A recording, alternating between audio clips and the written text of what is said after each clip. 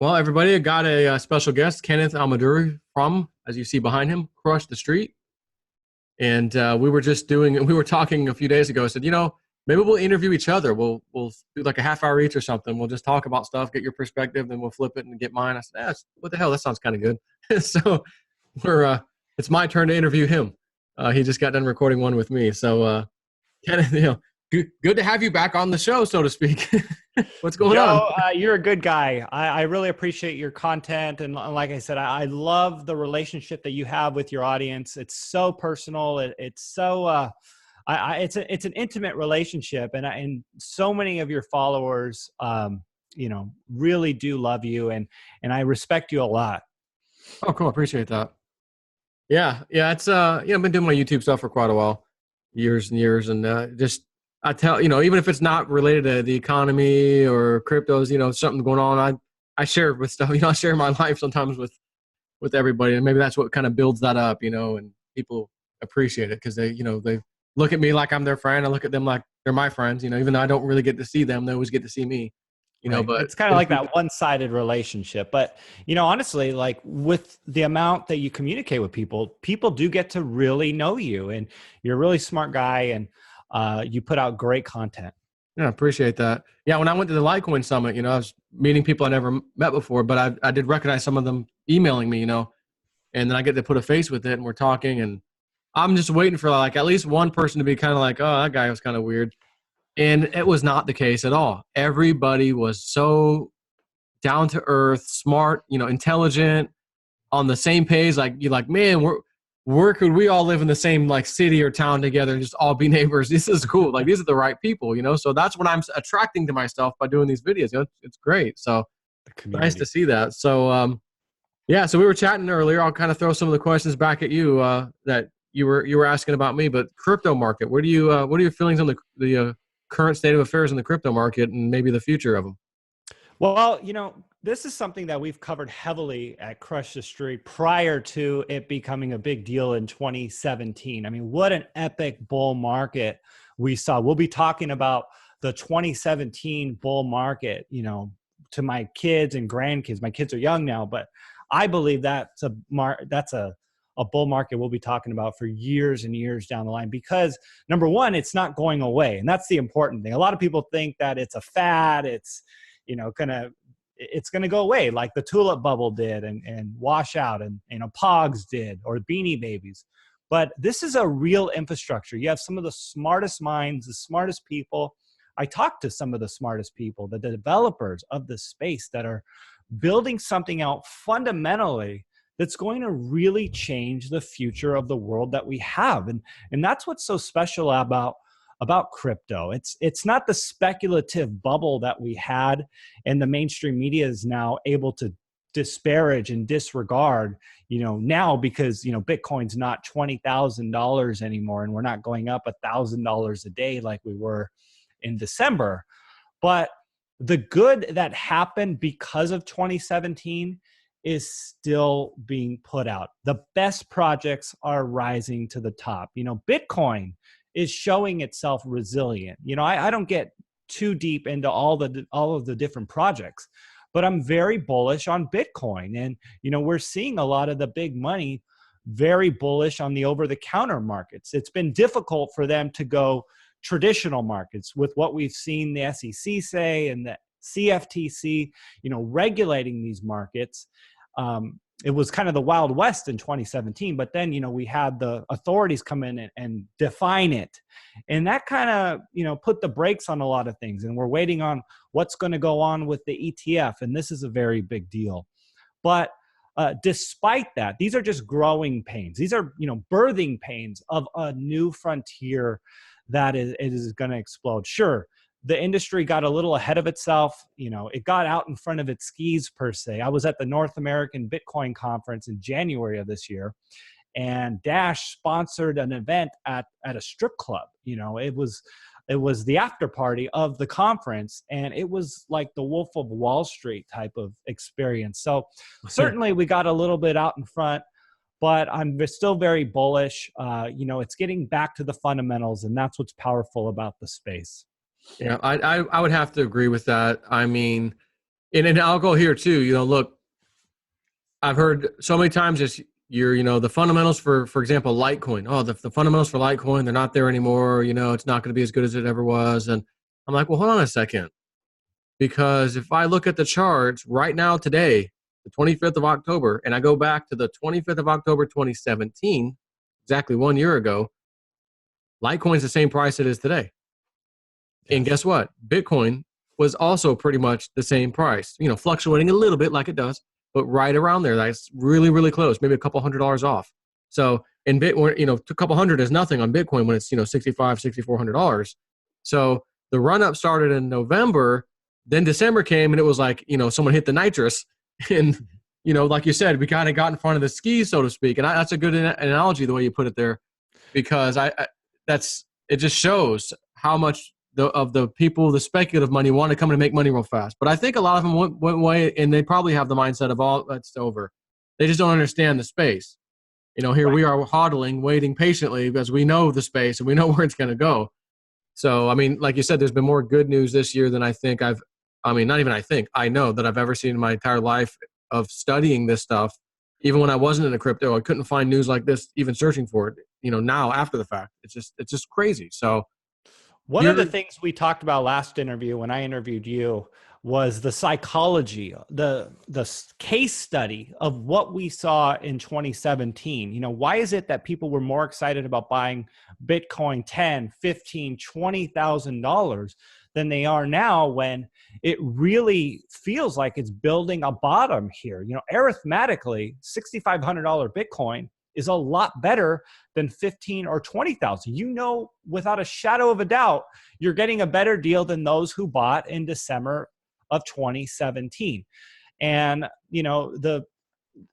nothing rises to heaven. All bull markets don't go up to heaven indefinitely, and that's something we saw. We're going to remember that the next time we see gold go up. I mean, even the stock market is in a 9-year bull market going on 10 years. I mean, we're going to probably talk about that here shortly, but we'll be studying what happened in cryptocurrency, I think, for many, many years to come. And that was one of the things I would tell my listeners, my followers, is like, pay attention, look, soak it in. What is happening right now? This is huge, and apply it to what we're going to see in the future, because this is unlike anything we'll probably see for very many years. I would agree. And speaking of Wall Street, what's your take on that? I mean, we've kind of gone nowhere the whole year. I mean, we've made some highs and then all of a sudden we just lost them all. We're back down to the beginning. You think this is a temporary blip that, maybe after midterms market may go back up, some excitement comes in? Or, I mean, I don't even know. It's hard to even read this myself. Like, I don't know. Yeah, it's kind of an interesting thing. The stock market is one of those metrics. It's the U.S. propaganda, and Trump is really owning it. And you got to think, when Trump took over the White House, he really inspired a lot of optimism in the country. He, lowered taxes, deregulated, and he started putting America first, saying, hey, we're going to defend our country. And we had billions of dollars repatriated back into the country. Apple decided they're going to build their plant here in the US. So you really had money excited about, the administration. So I personally think, when we get through the midterm elections, that there's going to be a lid released off of the stock market. And we are going to continue forward for the time being.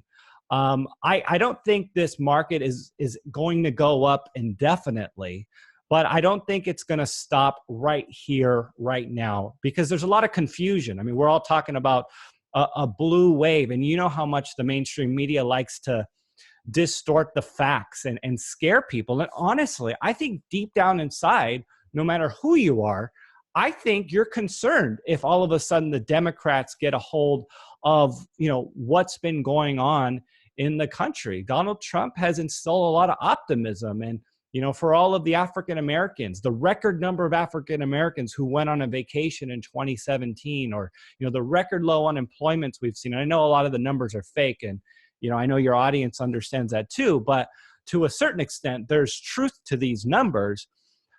They want to see what's been going on continue.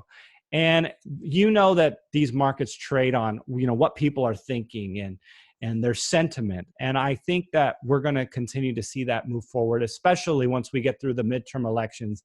I agree with you. I know you said it on our last interview. There's not going to be a blue wave. And I think once we get through that, we're going to see the stock market continue to go a little more. But I would tell you that it can't go on forever. And, you know, we're dealing with interest rates rising. We are in certain cases at a breaking point, specifically with the government, not necessarily with the private sector. You know, I think companies have some room and some profit margins to continue to you know, service the debts, but the governments are getting out in front of their skis to use that same thing. And, you know, we actually wrote a special report at crushthestreet.com/crash. And we detail this information. I highly recommend people to go there if they want to get some more information on kind of where we see the markets going forward here, with the dynamic of them going up a little more from now, but being prepared for a major correction because we know it's coming ultimately. So what are your takes? You know, we talked a little bit about the migrant caravan. Is that, you feel the same as I do? It's like a George Soros, you know, Democratic, you know, sponsored kind of a thing, or is there legitimacy to this thing? They really want to come to America, and, you know, they're leaving. It's a declaration of war when you think about it. I mean, people coming up, you know, Central America to the U.S. I mean, you know, thousands of Central America via migrant caravans heading towards the U.S. border, you know, majority from Honduras. You know, how could you be for this? And I don't even care if you're, you know, a moderate Democrat. This is not something that's going to make you sleep good at night when you see what's going on the television set. But at the same time, I guess the extreme left seem to think that this is a good idea. You know, get these people that don't necessarily have skin in the game, that don't have skills, that don't have money, to be influencing the direction of the country. And it's a radical thinking when you think about that. I mean, no business person would allow somebody who has no skin in the game and the consequences of the business to affect them to make decisions in their business. But Right. yet we think that that's a good idea when it comes to our country. And again, the interests are not aligned in so many ways, but the interests of someone being voted into office, it might be beneficial to have an ignorant population vote for them and hand them things just so they can advance their own personal goals. Right, right. And you made me think of something as you were talking about that, which I don't think I've said on the last, when you were in meeting a little while ago. Take somebody from a South American country where there are no welfare benefits. They don't get government handouts at all. You take that person and say, if you can make it to America and get in there, you're not going to have a lifestyle like the American dream that you and I try to strive for and live. You know, we shoot for the stars and try to make it happen. And it doesn't take much. You just got to put a little effort in to make it happen. You can live the dream, but it's fading with these Democrats in charge. So you take somebody who is willing to say, oh my God, I'm getting some kind of welfare and help, and they can live off that, even though it's the lowest standard of living in this country that you and I would never want to stoop down to. Like, we don't want to live like that. I want to live my life in a, you know, decent house, decent everything. You know, I don't want to live poor. I don't want to be struggling. But those people struggle so bad when they come to America and get the little tiny, even though it's a small free handout, it's like they just moved up in the world. Holy crap. Absolutely. Because they're getting this free handout. So who helped me do this? Who changed my life for the better? I owe this person everything. Oh, the Democratic Party? You got it. I'm a Democrat for life. Absolutely. And that's how it happens. Well, and you really have to step back and say, what is good for the country? What incentivizes positive, productive behavior? And again, when it comes to your own personal family, people seem to agree a lot more on how to raise their kids because it's a very consequential, direct impact on how to do something. Like, this works, this doesn't. And that's where the interests don't line up when it comes to government. And again, you know, Donald Trump gets up and says, hey, you know, you guys are having this migrant army come up. We're going to withdraw foreign aid if you don't take care of this. I mean, that is common sense. The American people are like, thank you. thank you for saying that and standing up for the country. And again, it's nothing against people or, immigrants or skin color. It's common sense. If people are coming that are uneducated, unskilled, they're likely going to, want to be on the system and a drain on the system. Offer nothing. Yeah, they offer And nothing to offer society, nothing and unfortunately. probably commit crime. I mean, and again, no one wants to say these things because it's not politically correct, but if you had to make these decisions, without anyone looking at you from being judged and fear of, ridicule, you could probably agree that that's a recipe for disaster. Absolutely. So let's move on to another topic. We didn't actually talk about this when you and I were just chatting, but I've been heavy duty, like going full force right now. This whole CBD, hemp oil, things like that. And I know that people in that industry for sure, top level executives and things, because you've told me things in the past. Like I'm going to say maybe a couple years back when we first started chatting about this industry, that I, probably took in like, yeah, you're probably right, but never really looked into it too much. But lately, I feel like with all the, making it legal now, pretty much across the planet, slowly but surely, like this is going to be one of the next, maybe the next biggest booming industry out there, aside from crypto kind of a thing. What do you hear? And what do you think about it? Cannabis. So this is what we're talking about here. I mean, I've spoken with, state legislators and, people in the state of Washington, Washington, the state, they've legalized cannabis, one of the first states to do that recreationally. We have Canada, going federally legal for the recreation of using cannabis. I mean, this is absolutely huge. California was a big deal. Obviously, Colorado is a big deal. We're beyond the tipping point. That is what everyone is saying. And we're really changing the dynamic of the sector. It's not a drug that's closer to heroin and cocaine. Now it's closer to alcohol and cigarettes. In many ways, it's even healthier than alcohol and cigarettes. I mean, we're not seeing people die because of, being high on cannabis. In fact, there's so many health benefits to using cannabis, and people are dying with lung cancer, smoking cigarettes, and alcohol poisoning, and in the hospital. And anecdotally, I have family members who work in hospitals, and they have never really seen people going into the hospital because of overdosing on cannabis, but every day someone's in there because of alcohol poisoning and obviously lung cancer and different things like that. So it's just a crazy thing, and it's really about educating people that this is not something to be afraid of.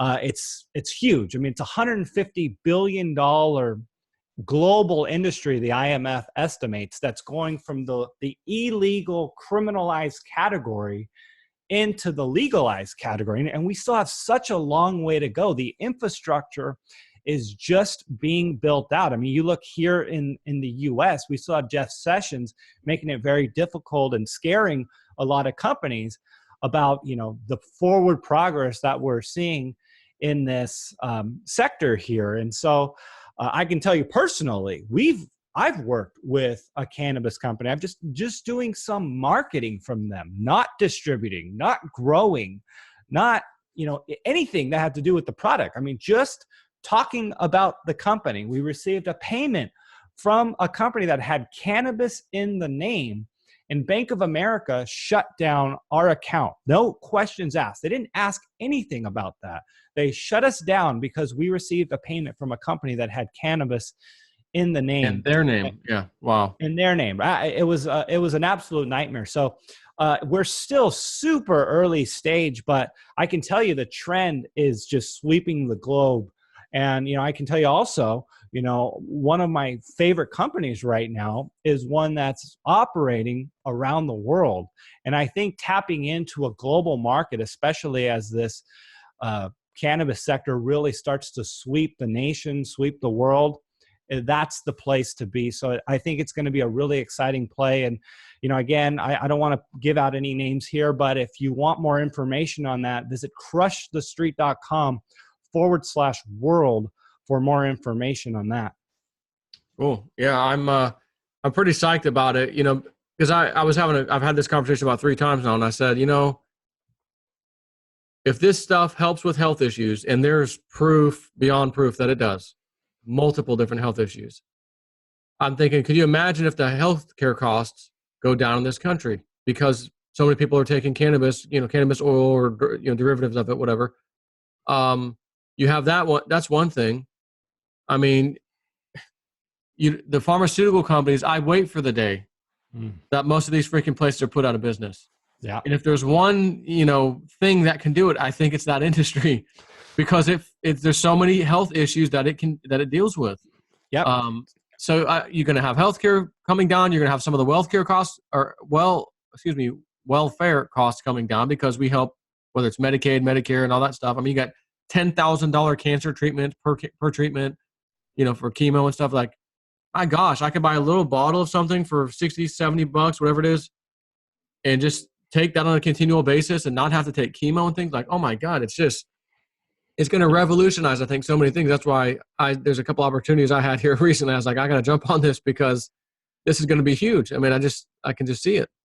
Well, you can think about too, like how drugs have disproportionately impacted, lower middle class and low income individuals. And, if you look at the minorities, who have been criminalized because of cannabis, in jail, unable to work, get a job, get a good job. I mean, it's just this perpetual cycle of poverty that's been plaguing so many people that are trying to get out of this cycle of poverty. And, what a ridiculous thing to be criminalized because of cannabis, especially the more we learn about it, that it's just not that big of a deal. And now you have, Coca-Cola. This was major news that really sent the cannabis industry, mainstream headlines talking about a CBD drink. Coca-Cola, this, major billion-dollar iconic brand, talking about CBD drinks. And, it really goes to show that we haven't even explored all of the avenues, because there's been a lid on the industry for so many years. I mean, who knows how many positive health effects we're going to see come out of the cannabis industry. It hasn't been explored yet. Who knows how many recreational activities are going to come about. Just the thought of weed beer that some of these companies are talking about. I was just thinking, I was thinking about this yesterday. I had a lady on that is really into health and knows about CBD and stuff. Did a live stream and had her on. And I was thinking of it while she was talking, but I never mentioned it out loud. And I'm thinking, okay, you know how, we have bars these days, go and get a drink, different drinks. Okay. There's even the hookah lounges now, going and get to smoke this stuff, whatever. There's probably going to be some kind of similar thing between a bar and hookah where you can taste or eat or smoke something, all different types, flavors of cannabis. Like, this is going to be all kinds of, businesses opening up for something that doesn't exist right now to fill that spot. I can almost see this coming.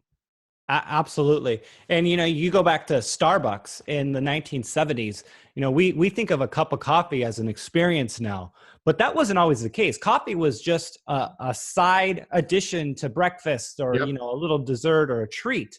But Starbucks revolutionized the cup of coffee and turned it into an experience where people gather, they meet, business, what have you, date night. I mean, Starbucks turned the cup of coffee around. And I really think that we might see something really change, in the next 5 or 10 years, where recreational cannabis becomes a regular experience, something that, people in college do for fun, date nights and things like that, in a way that's, regulated, smart, safe. I mean, these are all important. I mean, you can definitely be impaired enough to kill somebody on the road and things like that if you're too high. But it's definitely something I think is going to really, really change as we go forward here, especially as the infrastructure continues to build out and people really change their mind. And again, it's not a Republican, Democrat thing as much anymore. You have some Republicans that are very traditional, but again, going back to the state legislator I was speaking to in Washington, you have the real liberal, generally population that lives by the coast,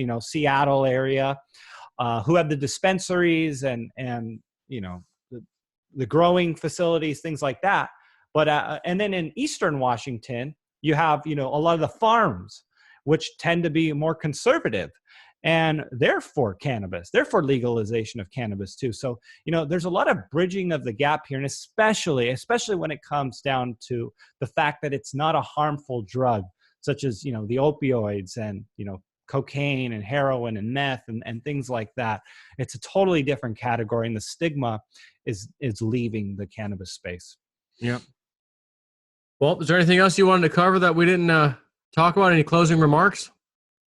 Well, I would just, tell people to stay vigilant. I mean, we talked about artificial intelligence last time, and, how fast things do change. I would recommend people to continue to focus on building out your financial moat. The more financially secure that you can make yourself and establish yourself, the less you're impacted by all this BS that we're dealing with, or the talking about, the Republican, the Democrat problems, all of the things on the mainstream media. If you have a job, if your employer fires you, I mean, how powerful is it to be able to walk away and say, you know what, I don't need you. I'm financially independent from them. And that's something I think is very important to do, very important to focus on. Do that for yourself, do that for your family. If you want more information on doing that, more inspiration, visit me at crushthestreet.com. We'd love to have you as a reader, have you as a listener. I do a YouTube podcast. And Joe, again, thanks for having me on your show. All right, my friend, until we meet again, take it easy. All right.